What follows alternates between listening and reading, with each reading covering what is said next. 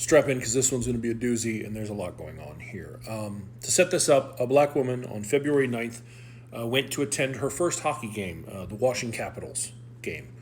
Went there very excited, was recording videos, really happy about being at the game. And shortly after taking her seat, she noticed a white woman who was sitting in front of her having a text conversation with someone who was saved in her phone as Jimmy. And normally, she wouldn't pay attention to something like that, but the text was very large, and certain words jump off the page, especially as a black woman. When you see someone texting like black people or blacks, that's going to get your attention. So she started paying attention, and what she saw was very upsetting. And I think when we go through these still shots, you'll see why she was upset. So obviously, blue would be the woman's responses. The gray boxes would be Jimmy. Here you have part of a conversation: employment, education, and the criminal justice system. Serbia is considered one of the most racist countries. The woman sent him that. Jimmy responds, "That's hilarious. So they're saying America is racist because schools in the hood are worse and blacks commit crimes and are too lazy and stupid to get jobs?" She had sent him something and said, "You didn't know that?" He responded, "I do know about that. It's just crazy. Blacks probably have more experience because the hood is such a social environment. They don't travel the world like rich whites." She responds, "Right, and they say like in reading comprehension parts and tests that it's saying something about, I'm assuming black people not testing as well, but I don't see the full message, so can't say that for a fact." Next comes this one. Jimmy said, "The CIA has done mean things to black people and abortion targeted black people, but overall nobody has been so kind and welcoming as the white world." No one's been so kind and welcoming to black people as the white world, according to Jimmy. She responds, "Abortion doesn't target people. Black people have more sex partners and so have a higher risk of pregnancy." That's her response. Which brings us to this one. Jimmy says woke people are brain dead. It's easier for blacks to get into college than whites because colleges want to take people from poverty. To which she replies, "It is hardest for white females in suburban areas to get into college." And then is following that up with, "We have the highest GPAs and colleges want diversity, so they won't take us even if our grades, test scores, extracurricular." You could see maybe why this was upsetting to the woman sitting behind her. And this isn't all of it, because the final straw for her, and she was too upset when she saw this to think to pull out her phone and try and record it. Her partner was trying to console her, okay? But she swears on everything, and I have talked to her and confirmed this, that she then saw Jimmy text to the woman and say, "I wish whites would kill all blacks, as well as I want to commit genocide."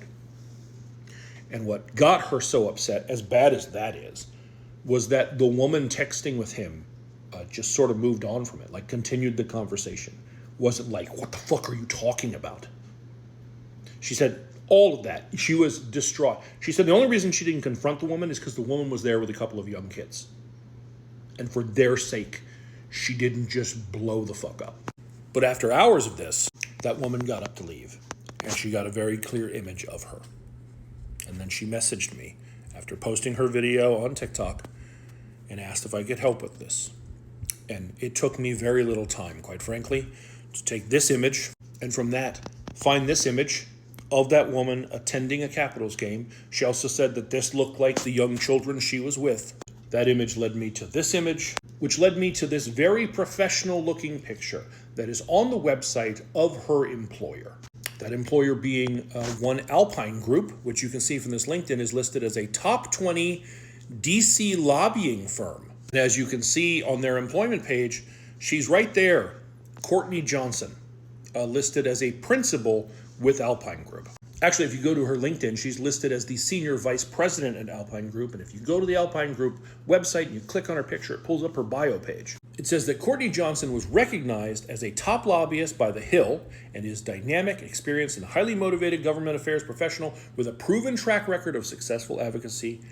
And she has spearheaded and executed numerous advocacy campaigns on major health legislation. The woman you saw carrying on that text conversation is a top lobbyist in D.C. with a huge firm who has spearheaded and executed numerous advocacy campaigns on major health legislation. So working on health legislation while making statements in her private life, such as black people have more sex partners and so have a higher risk of pregnancy. That I guess black people are just more promiscuous. Now, sharing what I found with the victim, we decided not to just jump into a video. And instead, at her encouragement and blessing, I reached out to Keenan Austin Reed, the CEO. I sent those screenshots as well as the image of her, and then said, the video's available if you want it. She said, yes, please send me the video. I sent her that. And then I didn't hear anything.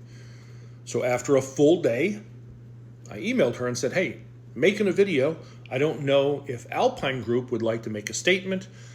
She said yes, and she sent the following. We are aware of this issue and have placed Ms. Johnson on administrative leave while we look into this.